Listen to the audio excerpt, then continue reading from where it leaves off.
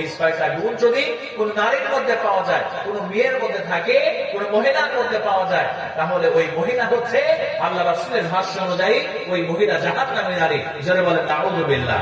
মায়েদের জন্য কিছু গুরুত্বপূর্ণ কথা ইনশাআল্লাহ আমি বলবো, মায়েরা ভালো করে শুনেন। আমার মায়েরা ভালো করে লক্ষ্য করেন, আল্লাহর নবীজি বিশ্ব নবী সাল্লাল্লাহু আলাইহি ওয়াসাল্লাম, ও আমার মায়েরা ভালো করে লক্ষ্য করেন, আল্লাহ নবীজি সাল্লাল্লাহু আলাইহি ওয়াসাল্লাম জাহান্নামী নারীদের 6টা গুণের কথা বলেছে। আমার মায়েরা লক্ষ্য করেন, এই 6টা গুণ যদি আপনার মধ্যে থাকে, তাহলে আল্লাহ রাসূলের ভাষ্য অনুযায়ী আপনি জাহান্নামী নারী। 6টা বৈশিষ্ট্য যদি, 6টা গুণ যদি আমার মায়েদের মধ্যে এই গুণগুলো পাওয়া যায়, আল্লাহ নবী বললেন এই গুণগুলো যে নারীদের মধ্যে থাকবে, ওই নারী হলো জাহান্নামী নারী। জোরে বলেন নাউযুবিল্লাহ। এখন আমি যে 6টা গুণের কথা বলবো, এই 6টা গুণ যদি কোন নারীর মধ্যে পাওয়া যায়, কোন মেয়ের মধ্যে থাকে, কোন মহিলার মধ্যে পাওয়া যায়, তাহলে ওই মহিলা হচ্ছে আল্লাহ রাসূলের ভাষ্য অনুযায়ী ওই মহিলা জাহান্নামী নারী। জোরে বলেন নাউযুবিল্লাহ।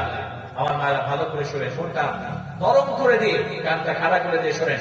1 নাম্বার যে গুণ যদি কোনো মহিলার মধ্যে পাওয়া যায়, সে জাহান্নামী। আল্লাহ রাসূল সাল্লাল্লাহু আলাইহি ওয়াসাল্লাম বললেন, যে নারী মাথার চুল বের করে বেপরদা হয়ে ঘর থেকে বের হয়ে যায়। ভালো করে শোনেন মায়েরা, আল্লাহ রাসূল বললেন 1 নাম্বার যে নারী মাথার চুলগুলো বের করে ঘর থেকে বেপরদা হয়ে বের হয়ে যায়, এরা হচ্ছে জাহান্নামী নারী। এরা কি নারী? জাহান্নামী নারী। আমাদের সমাজের মধ্যে এরকম নারী আছে না নাই? কথা বলেন না কেন, আছে না নাই? মায়েরা, ঘর থেকে যখন বের হবে, তখন আপনি হিজাব করে, পর্দা করে, বোরখা পরে বের হবেন। আপনি চুল বের করে আপনি ঘর থেকে বের হবেন না।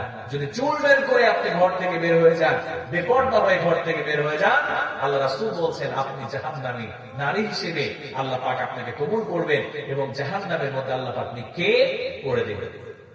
আপনার সৌন্দর্য, আপনার সবকিছু কেবলমাত্র আপনার স্বামীর জন্য। আপনার স্বামীর সামনে আপনি চুল বের করে চলবেন, কোনো সমস্যা নেই।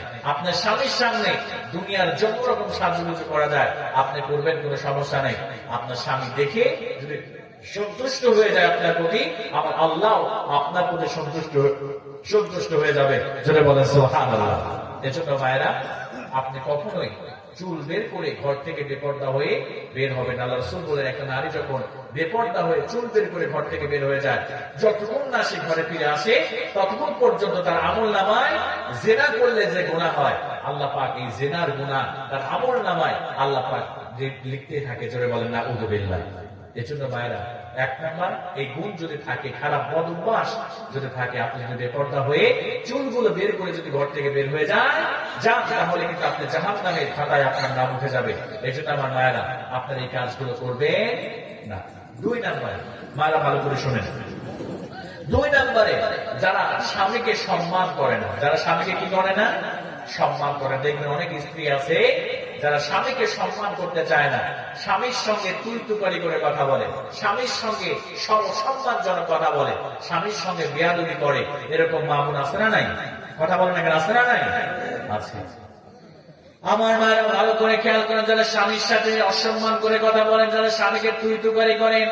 অনেক স্ত্রী আছে স্বামীকে আঘাত পর্যন্ত করে, স্বামীকে মারধর পর্যন্ত করে। বর্তমানে নারী নির্যাতনের জন্য আইন আছে, কিন্তু আমার মনে হয় যদি পুরুষ নির্যাতনের মামলা থাকতো, তাহলে প্রত্যেকদিন থানায় গিয়ে পুরুষ নির্যাতনের মামলা প্রতিদিন ডায়েরি করা হতো। কথা বলেন ঠিক কিনা? অনেক পুরুষ আছে এমন নির্যাতিত হয় বইয়ের সামনে, বইয়ের কাছে এতটা নির্যাতিত হয়, লজ্জার খাতিরে মানুষের কাছে বলতে পারে না। আমার মায়েরা, হাসির জন্য বলছি না প্রিয় ভাইরা, বাস্তব কথাগুলো বলছি। অনেক মায়েরা স্বামীকে সম্মান দিতে চায় না। আল্লাহর নবী বিশ্বনবী সাল্লাল্লাহু আলাইহি সাল্লাম বললেন, আল্লাহ রাব্বুল আলামিনের হাবিব বললেন, এই পৃথিবীতে যদি আল্লাহ কোন মানুষকে আল্লাহর পায়ে সিজদা ছাড়া যদি কোন মানুষের পায়ে সিজদা করার অনুমতি দেওয়া হতো, আল্লাহ নবীজি বললেন, তাহলে প্রত্যেকটা নারীকে তার স্বামীর পায়ে সিজদা দেওয়ার অনুমতি দেওয়া হতো। জোরে বলেন সুবহানাল্লাহ। ও আমার মায়েরা, স্বামী কি জিনিস ভালো করে খেয়াল করেন। আল্লাহর নবী বিশ্ব নবী সাল্লাল্লাহু আলাইহি ওয়াসাল্লাম বললেন, একজন নারী যদি এমন অবস্থায় মারা যায় যে অবস্থায় তার স্বামী তার উপরে খুশি ছিল, তার স্বামী তার উপরে সন্তুষ্ট ছিল, আল্লাহর নবী বললেন ওই নারীটা আল্লাহর জান্নাতে প্রবেশ করবে। আর যদি কোন স্ত্রী এমন অবস্থায় মারা যায়, তার স্বামী তার উপরে অসন্তুষ্ট ছিল, তার উপরে বেজার ছিল, নাকশ ছিল, আল্লাহর নবী বললেন ওই স্ত্রী যেন জেনে রাখে ওই স্ত্রী হলো আল্লাহর জাহান্নামী বান্দী। জোরে বলেন নাউজুবিল্লাহ। আমার মায়ের জন্য স্বামীকে সম্মান করবেন, স্বামীকে ভালোবাসা দিবেন, স্বামীকে সর্বোচ্চ সম্মান আপনি দিবেন। ও আমার মায়েরা, হযরত ফাতিমা রাদিয়াল্লাহু তাআলা আনহা যারা স্বামীকে সম্মান করেন না, ভালো করে খেয়াল করে, হযরত ফাতিমা রাদিয়াল্লাহু তাআলা আনহার সঙ্গে একদিন হযরত আলীর মতো মালিন্য হয়েছে, একটু কথা কাটাকাটি ঝগড়া হয়েছে। হযরত আলী রাদিয়াল্লাহু তাআলা ঘর থেকে রাত করে বের হয়ে গেলেন। বিশ্বনবী এমন সময় আসলেন, ফাতিমাকে বলেন, ফাতিমা রে, আমার জামাই আলী কোথায়? ফাতিমা রাদিয়াল্লাহু তাআলা বললেন, ইয়া রাসূলুল্লাহ, ইয়া হাবিবাল্লাহ, আপনার জামাই আমার উপরে অসন্তুষ্ট হয়ে ঘর থেকে বের হয়ে গিয়েছে।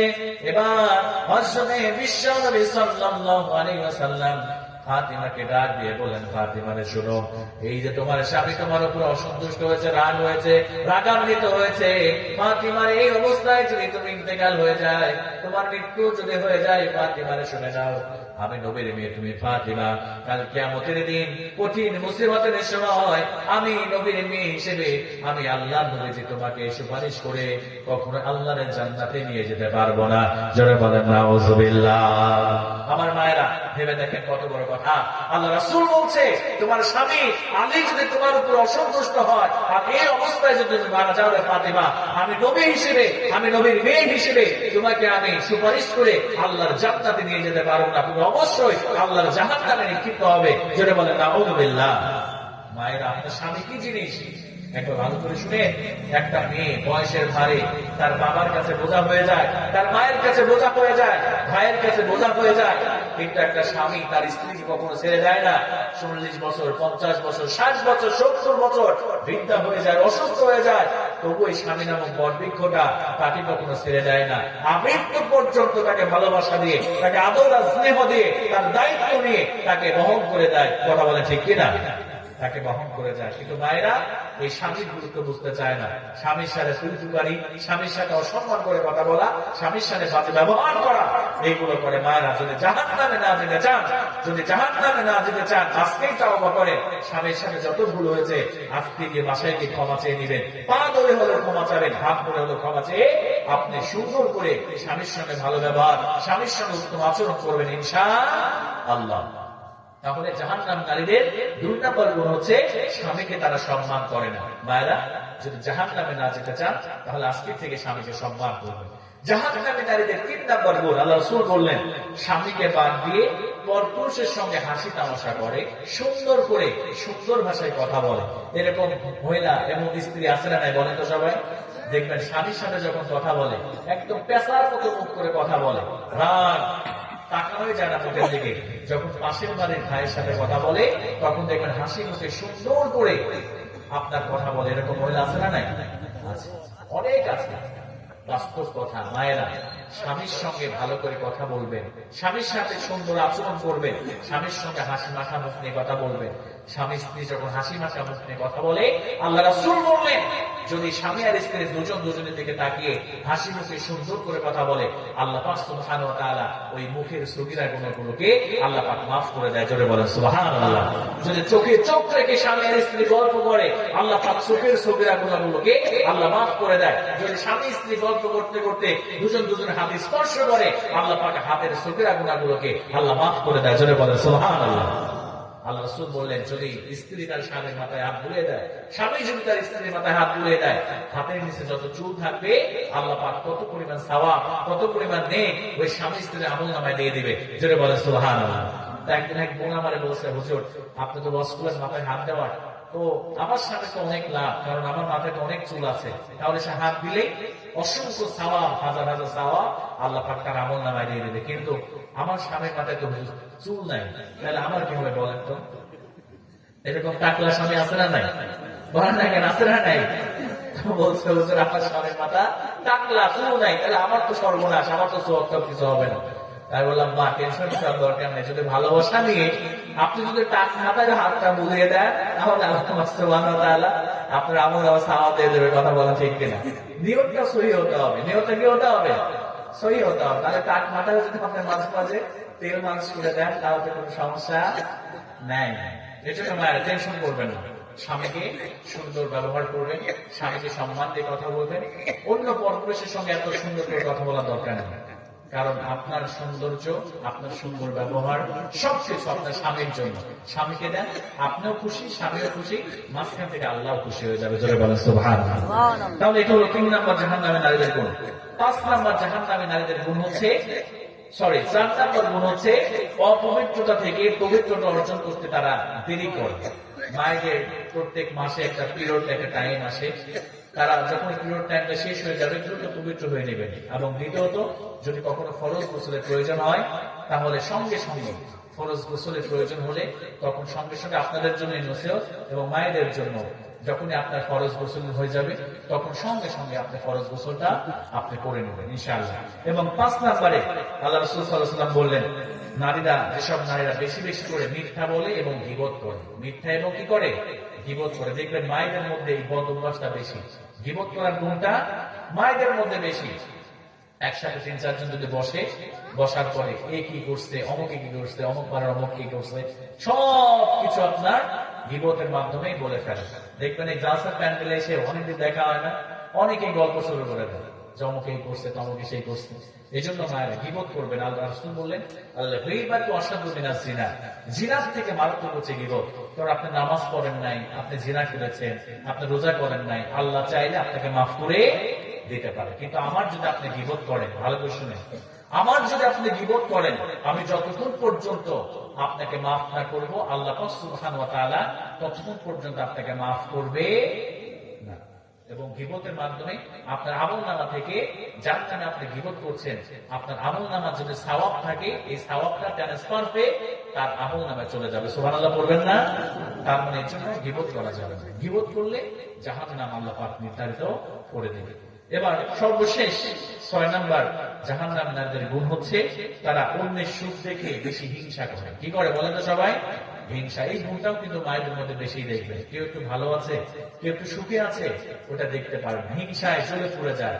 যদি আপনার মধ্যে মা হিংসা থাকে, তাহলে আল্লাহ রাসূল বললেন, যদি সরিষার দানা পরিমাণ হিংসাও যদি, অহংকার, এগুলো যদি ভিতরে থেকে থাকে, তাহলে কখনোই আপনি জান্নাতে যেতে পারবেন না। দেখেন হিংসা কেমন একটা জিনিস, কত খারাপ জিনিস আমার প্রিয় ভাইরা।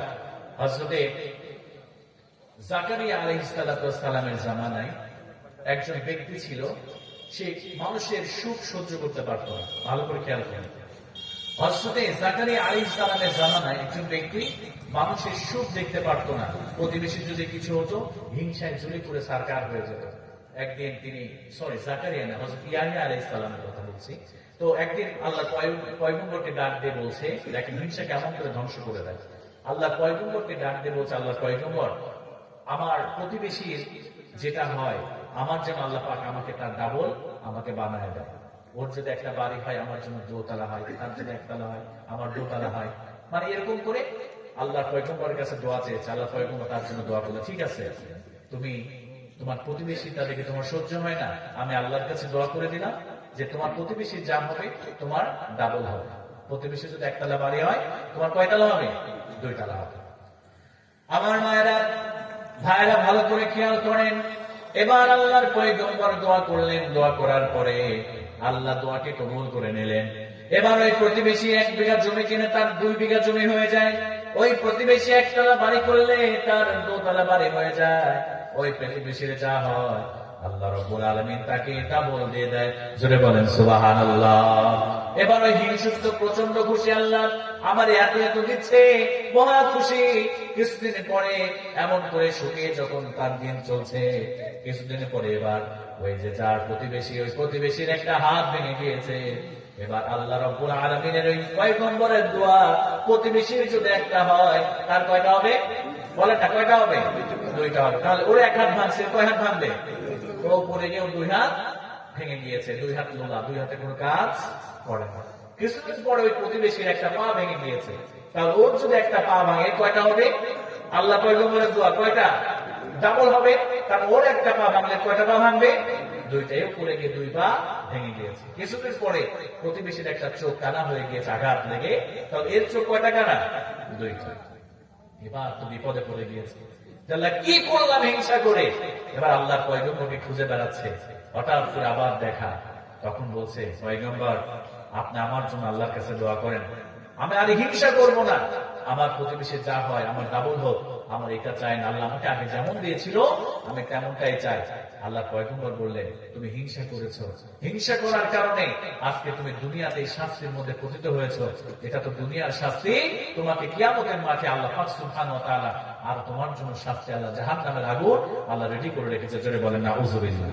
এই জন্য হিংসা করা যাবে না প্রিয় ভাই। আপনার যা আছে আপনি সন্তুষ্ট থাকেন না, আপনার যা আছে অতটুকু নেই সন্তুষ্ট থাকেন।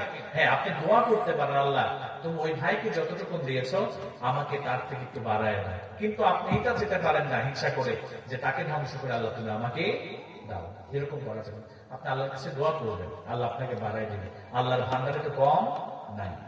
এই জন্য প্রিয় ভাইরা, আমার মায়েরা, এই 6টা বদ অভ্যাস যাদের মধ্যে রয়েছে আমরা এগুলোকে ত্যাগ করবো। 1 নম্বর হচ্ছে পর্দা করবো, বেপর্দা হয়ে ঘর থেকে বের হবো না। 2 নম্বরে স্বামীর সঙ্গে অসম্মান করে কথা বলবো না। 3 নম্বরে স্বামীর সাথে, স্বামীকে রেখে অন্য পরপুরুষের সাথে গল্প গুজব সুন্দর আচরণ করবো না। 4 নম্বরে অপবিত্রতা থেকে পবিত্রতা অর্জন করতে দেরি করবো না, মিথ্যা কথা বলা যাবে না এবং অন্যের সুখ থেকে হিংসা করা যাবে না। এই কয়টা গুণ যদি আপনার মধ্যে না থেকে থাকে, আল্লাহর ওয়াস্তে আপনি এগুলোকে পরিহার করেন। যদি পরিহার করতে পারে, আল্লাহ পাকের হাবিব বিশ্বনবী বললেন, তাহলে তারা জান্নাতের মধ্যে আল্লাহ পাক তাদেরকে আল্লাহ পাক পৌঁছায় দিবে। জোরে বলেন সুবহানাল্লাহ। তাহলে 6টা গুণ চেঞ্জ করবেন, পরিবর্তন করবেন, আর 4টা আমল মায়েরা করবেন। 1 নম্বর হচ্ছে আল মারআতু ইযা সাল্লাত খামসাহা, 1 নম্বরে 5 ওয়াক্ত নামাজ, ওয়া সামাত শাহরাহা, রমজানের রোজা, ওয়া আহসানাত ফারজাহা, পর্দা, ওয়া আতাত বালাহা, স্বামীর ন্যায় আনুগত্য। এই 4টা কাজ করলে আল্লাহ রাসূল বললেন, ফালতাদুল মিন আইয়ি আবওয়াবিল জান্নাতি শাহ, আল্লাহ পাক সুবহানাহু ওয়া তাআলা ওই মা বোনকে আল্লাহ পাক জান্নাতের 8টি দরজা খুলে দিবে, আর মা বোনেরা যে কোনো একটি দরজা দিয়ে আল্লাহর জান্নাতে প্রবেশ করবে। জোরে বলেন সুবহানাল্লাহ। তাহলে 4টা আমল যেন আল্লাহ পাক মায়েদেরকে করার, বেশি বেশি করার তৌফিক দান করেন। আমরা সকলেই করি আল্লাহুম্মা আমিন।